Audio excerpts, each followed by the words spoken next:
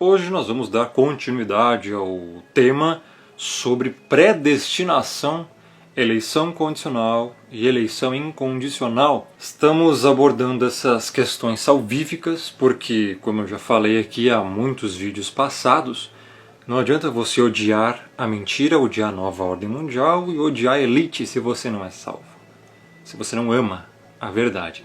Então, a soberania divina e o problema do mal, nós paramos nesse ponto. Mas antes de eu explicar sobre isso, vou voltar um pouquinho para comentar sobre uma coisa que eu não cheguei a comentar no vídeo passado sobre a predestinação. Então, nos vídeos passados eu estava dizendo que o R.C. Sproul ele estava numa sala de aula ensinando sobre tal doutrina. Ele começou a ler a questão da Confissão de Fé de Westminster. Você que viu os vídeos passados, você compreendeu. Então a gente abordou aqui e eu não concluí a continuidade do que o Sproul falou. Os alunos de Sproul começaram a ver que a soberania divina não é uma questão peculiar ao calvinismo, ou mesmo ao cristianismo. Sem soberania, o Pai, não pode ser o Pai, ou seja, a divindade não pode ser a divindade, eu coloquei aqui. Eu não estou pregando calvinismo, tá? E eu escrevi aqui justamente calvinismo já para explicar isso. Porque as pessoas pensam que a questão da predestinação, da soberania divina, é uma doutrina que é oriunda de Calvino, João Calvino,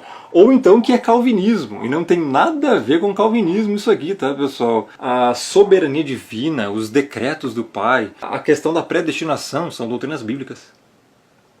A soberania é um atributo dele, não está ramificado ao calvinismo. E eu não prego calvinismo, eu prego salvação. Prego doutrinas bíblicas. Quando o Sproul falou, olha, vocês creem que o Criador determina todas as coisas e tal, quem não crê levanta a mão, aí quase todo mundo levantou, né? Aí ele falou lá depois, tem algum ateu aqui, ele perguntou, aí ninguém levantou a mão. Aí ele falou, vocês deveriam ter levantado a mão também para a segunda pergunta, porque vocês não creem então no Criador. Tá entendendo? Ou seja, o Criador decreta todas as coisas. Nesse ponto, devemos fazer o que o Sproul fez aos seus alunos da classe noturna, terminar a declaração da Confissão de Fé de Westminster.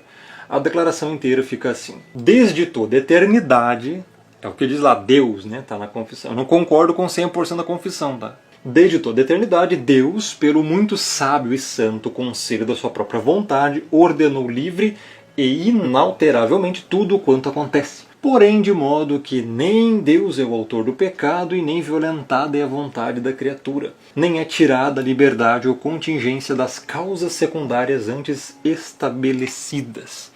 É isso que diz a Confissão de Fé de Westminster. O Sproul leu tudo isso aqui para os alunos, toda a confissão. Antes ele só tinha lido essa parte aqui, até que ele ordena livre e inalteravelmente tudo quanto acontece. Daí ele perguntou lá para os alunos, alguém não crê nisso, né? Os que não creram levantaram. Aí ele fala, tem algum ateu aqui? Aí ninguém levantou a mão. Eles se diziam crentes cristãos. Daí ele fala assim, não, vocês deveriam ter levantado a mão também para a pergunta que eu fiz, se alguém era ateu aqui.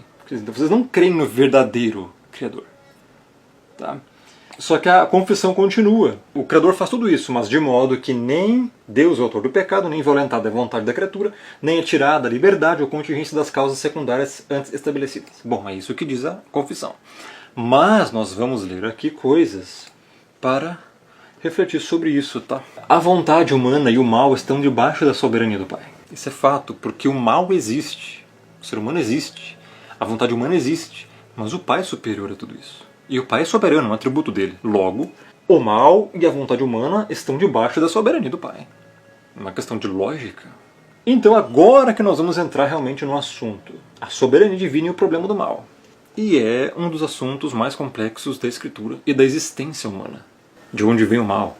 É o Criador que criou o mal? Como é que o mal surgiu? O mal é uma ilusão? O mal é a ausência do bem? O mal veio por onde? Por Adão e Eva, pelo pecado, pela serpente, por Satanás, o fruto do mal, conhecimento do bem e do mal, da árvore, conhecimento do bem e do mal, quem fez a árvore? Então essas perguntas nós vamos discutir aqui agora. Então olha só, certamente uma das questões mais difíceis de todas é como o mal pode coexistir com um Deus que é inteiramente bom e inteiramente soberano. É o que as pessoas dizem, por isso eu deixei Deus aqui. Eu não usaria Deus, eu seria Criador, Eterno, tal. Mas as pessoas dizem o quê? Como que o mal pode coexistir com Deus, que é inteiramente bom, justo, santo, soberano? Toda aquela coisa, né? Se Deus é bom, por que permite o mal? Muitos crentes, muitos cristãos não percebem a severidade desse problema.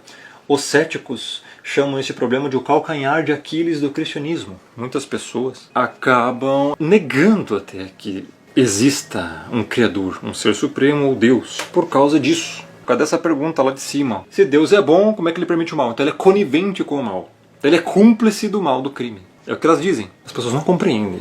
Bom, já expliquei que algumas coisas, né, anteriormente, que o Criador faz tudo o que ele quiser. Ele é o autor, ele é o criador do mundo, dos seres humanos, então é dele. Ele é o dono disso, ele faz o que quiser com isso. Já começa por aí. O centro não é você, é o Pai, é o Criador. Ele faz o que quiser. Mas vamos lá. Devemos atentar para esse pensamento questionativo. Se o Eterno é totalmente justo, como poderia ter criado um universo ou um mundo, enfim, onde o mal está presente? Se todas as coisas vêm do Criador, o mal também não vem dele? Essa é uma pergunta. O mal seria um problema para a soberania do Criador? Teria o mal vindo ao mundo contra a soberana vontade do Altíssimo? Tipo assim, o mal, ele veio ao mundo e o Criador não quis que ele viesse. Não quis que ele existisse nos seres humanos ou no mundo. Será que o mal está aleatório à vontade do Pai? Num universo paralelo? Nesse caso, então, ele não é absolutamente soberano. Se o mal estiver aleatório, fora da vontade do Criador, se veio existir, sendo que o Criador não quis, então o Criador não é soberano. Não é absolutamente soberano, porque ele não tem controle sobre esse mal. Ele não quis que o mal viesse. Qualquer tipo de mal, inclusive o pecado. Olha a situação que a gente está aqui. Mas se ele é absolutamente soberano, e ele é um atributo dele, do contrário, ele não seria quem ele é.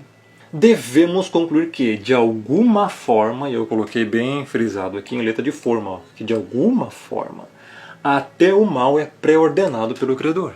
De alguma forma é. Do contrário, o mal seria algo que o Criador não tem controle.